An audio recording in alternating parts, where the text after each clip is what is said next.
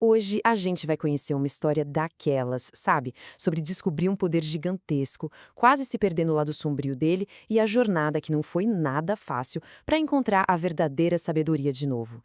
Essa pergunta é o ponto de partida de tudo, né? Como é que alguém com potencial incrível, com as melhores intenções, acaba indo parar, bom, do outro lado? É uma reflexão e tanto.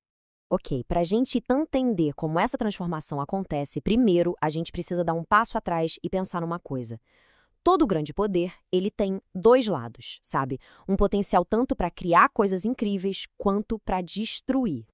E olha que interessante, a fonte dessa análise vai buscar lá nos evangelhos apócrifos. E a ideia é que até uma figura como Jesus teria esse lado, digamos, destrutivo. Uma capacidade de usar as forças da natureza tanto para curar quanto para causar dano. É a tal da dualidade em ação. E essa dualidade não é só uma coisa de textos antigos, é super-humana.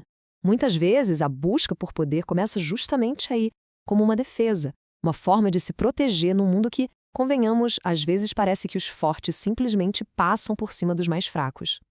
Beleza, agora vamos entrar na história pessoal mesmo. É curioso porque, no começo, não tinha nada a ver com o desejo de poder. Pelo contrário, era uma busca genuína, super devota pelo divino. E isso desde criança. Imagina só a intensidade disso. Desde criança, o foco era chegar em Deus. Aí, com 12 anos, já canalizando energia. Com 14, 15, liderando o grupo de oração. Ele foi fundo, mergulhou em várias tradições.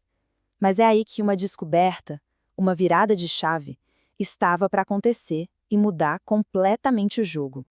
E a grande sacada foi essa aqui. Ele percebeu que não precisava de nada externo, de nenhum ritual. A coisa toda podia acontecer dentro dele. Ele desenvolveu um método para canalizar energia direto da fonte. O sol, a lua, a própria consciência, usando a mente e o corpo como uma lente de aumento. E aí, com foco total, era como pegar essa energia e, pau, concentrar num ponto só, que nem uma lupa faz com o sol para criar fogo. E o começo foi com algo que parece simples, mas é impressionante. Ele começou a testar essa magia psíquica, como ele chama, com experimentos de telecinese. Tipo, mover um pedacinho de papel alumínio dentro de um vidro fechado só com o poder da mente. Bom, e é exatamente aqui que a história toma um rumo perigoso.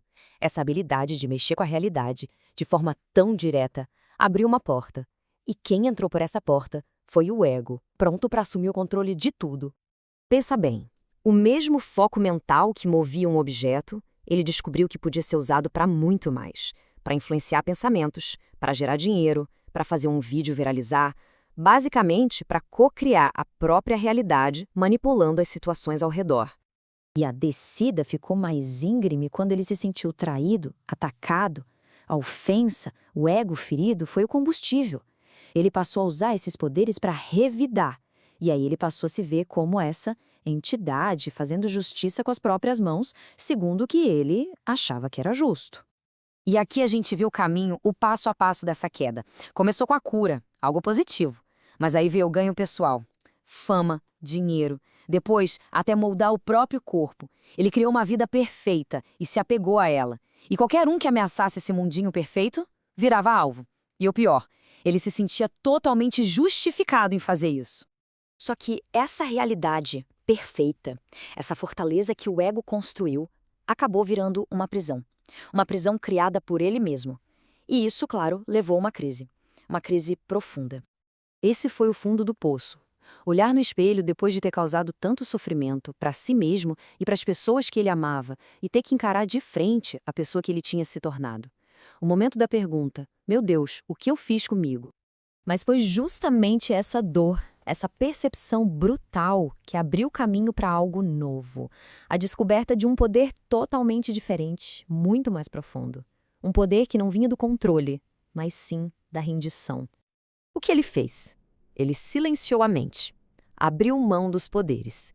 E nesse silêncio, ele descobriu um estado que ele chama de Sudabhava. Basicamente, é um estado de consciência pura, sem a distorção do ego. É como observar a realidade sem aquela necessidade de meter a mão, de julgar, de controlar, confiando que a vida, a consciência, já está cuidando de tudo. Essa analogia aqui é fantástica para entender a mudança. De um lado você tem o ego, tentando usar o poder de Deus, se apropriar dele. É como andar no rasinho do mar. Do outro lado, é a mente que se rende, que permite ser usada por Deus, pela consciência. E aí, é como ser levado pelas águas profundas. Uma coisa é você tentar fazer, a outra é algo ser feito através de você. A diferença é gigantesca. Certo? E depois de toda essa jornada, qual é a mensagem que fica? O que essa história toda tem a dizer, principalmente para a nova geração que está crescendo num mundo tão complexo como o de hoje? O que a fonte dessa história argumenta é que existe um paradoxo hoje em dia. A galera mais jovem tem acesso a tanta informação que se tornam intelectualmente brilhantes muito cedo. São verdadeiros gênios, só que a maturidade emocional, aquela que a gente só ganha no tranco, passando por dificuldades, com paciência, essa está demorando mais para chegar. E aqui está o pulo do gato, a grande lição. O verdadeiro poder, aquele poder espiritual de verdade, ele não é entregue para o gênio, para a mente mais brilhante. Ele é investido na maturidade. É confiado àquele caráter que já encarou suas próprias luzes e sombras e fez as pazes com elas. No fim, a história toda nos deixa com essa reflexão. O que é realmente mais difícil? Ser o mago que impressiona todo mundo e tem o poder de mudar o mundo lá fora, ou ser como Cristo, que tem todo esse poder, mas escolhe não usar porque o verdadeiro domínio é sobre si mesmo? É o teste final do caráter, né? Dominar o mundo ou dominar a si mesmo?